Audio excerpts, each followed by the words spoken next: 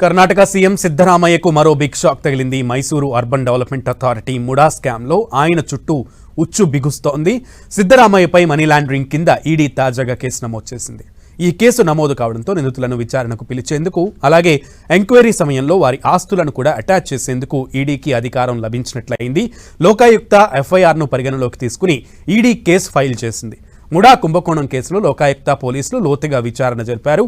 MUDA భూముల కేటాయింపుల్లో Karnataka CM Siddaramaiah కుటుంబ సభ్యులు లబ్ధి పొందాలని, దీనికోసం సీఎం తన అధికారాన్ని దుర్వినియోగం చేసినట్లు ఆరోపణలు వచ్చాయి. ముడా స్థలాల కేటాయింపుల్లో వచ్చిన ఆరోపణలపై కర్ణాటక గవర్నర్ థావర్ చంద్కు సామాజిక కార్యకర్త టీజే అబ్రహాం ఫిర్యాదు చేశారు.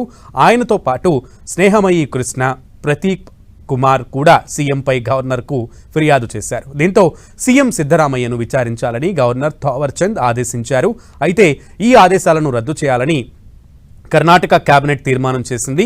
అయితే ఈ తీర్మానాన్ని గవర్నర్ తోసిపుచ్చారు. దీంతో ఈ ఇష్యూ కర్ణాటక హైకోర్టుకు చేరింది.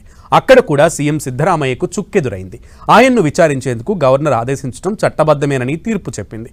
అలాగే లోకాయుక్త ఆధ్వర్యంలో దర్యాప్తునకు న్యాయస్థానం అనుమతి ఇచ్చింది.